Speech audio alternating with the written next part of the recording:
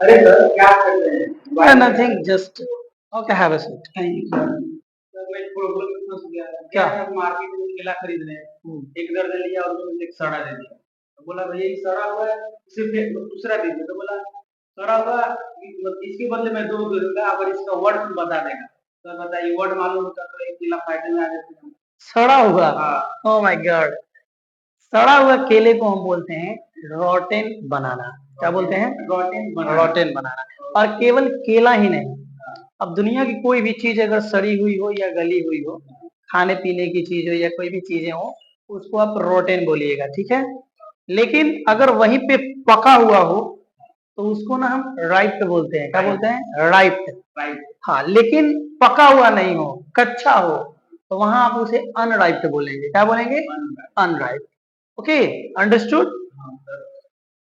Sir इसी बहाने test के मतलब जैसे मान लीजिए हम लोग तो बाहर घूम लेकर पहुंचते हैं लोग, अब खाना अपने से बनाना होता है तो कभी खाना टेस्टी हो जाता है, कभी ज्यादा मतलब मसाले हो जाता है, चाहे नमकीन हो जाता है। तो मान लीजिए जब खाना बना रहे हो टेस्ट हो जाएगा। इसका मतलब कि टेस्ट से रिलेटेड जितनी भी वर्ड है वो सब मैं आपको बता दूं। ओके, तो आपके साथ साथ क्यों ना मैं अपने व्यूअर्स को भी बता दूं। So ladies and gentleman, good morning to all of you and welcome on my YouTube channel, Bespoke Institute.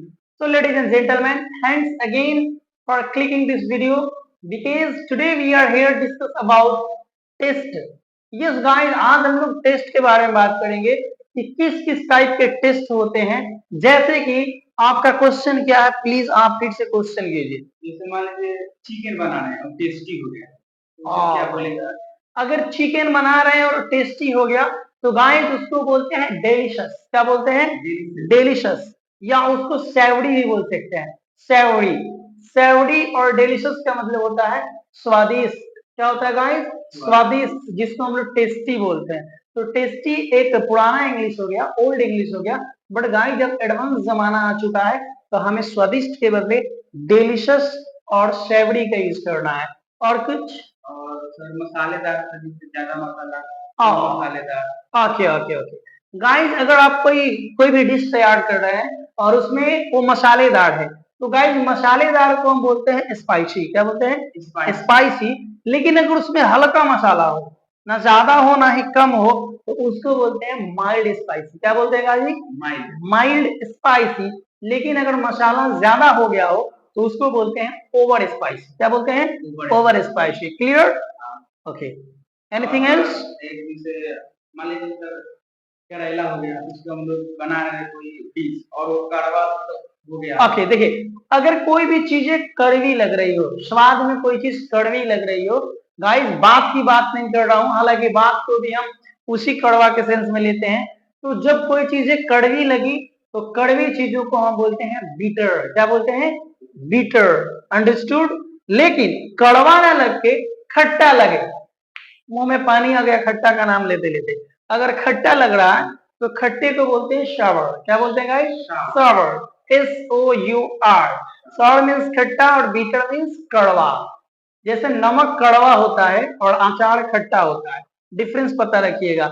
Anything else? और सर दो वर्ड कुरकुरा एंड कुरकुरा थोड़ा नमकीन होता है। ओके, और नमकीन जैसे कोई चीजें for example do you mean papad, right? Papad और कुरकुरा आप देखे होंगे गाइस, तो पापड़ का जो नेचर होता है वो कुरकुरे होता है, ऐसे पकड़िएगा टूट जाएगा। तो कोई भी चीज अगर कुरकुरे टाइप की हो तो उसको बोला जाता है क्रिस्पी। क्या बोला जाता है? क्रिस्पी। लेकिन अगर वही नमकीन हो तो नमकीन चीज को बोला जाता है साल्टी। क्या बोला जाता है? साल्टी। लेकिन गाइस इसी के साथ अगर कोई चीज मुलायम हो, सॉफ्ट हो, तो उस सॉफ्ट के लिए तो हम सॉफ्ट का यूज करते ही हैं, लेकिन सॉफ्ट के अलावा आप टेंडर का भी यूज कर सकते हैं। टेंडर, TENDER, इसका भी मतलब होता है मुलायम और soft. Okay, anything else? Yes sir, जैसे मैंने चावल पका रहे हैं तो आधा पक गया, कहीं ज्यादा मतलब गैस ज्यादा हो गया तो पूरा पक गया, उस सब के लिए क्या बोले? जैसे गाइस कि चावल है, चावल पक रहा है, अगर वो चावल ज्यादा पक गया हो, यस, तो जब खाना जो चावल होता है, चावल अगर ज्यादा पक गया हो तो उसको बोलते हैं ओवर कुक्ड।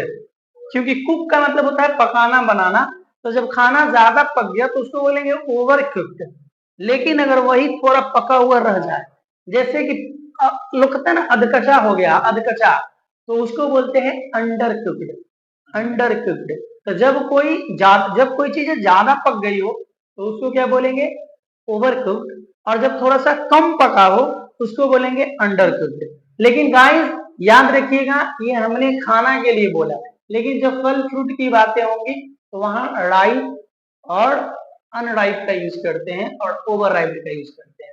ठीक है, anything else, please speak loudly. जैसे सर एक मतलब जैसे कोई चीज मतलब डिश खा रहे हैं, टेस्टी होता है, हाँ, और एक होता है बिना टेस्ट का, और एक उसका खराब टेस्ट होता है, अच्छा, बेकार टेस्ट। बेकार टेस्ट का। तो इस सब ओके को- गाइस, तो सुनिए, अगर आपके सामने कोई डिश आ रहा है और आप उसको खा रहे हैं, और खाने के बाद गाइस अब आप अपना फीलिंग को बयां करना चाहते हैं, फीलिंग को शो करना चाहते हैं, तो जैसे अगर आपको खाना स्वादिष्ट लगा तो आप बोलेंगे डिलीशियस। क्या बोलेंगे?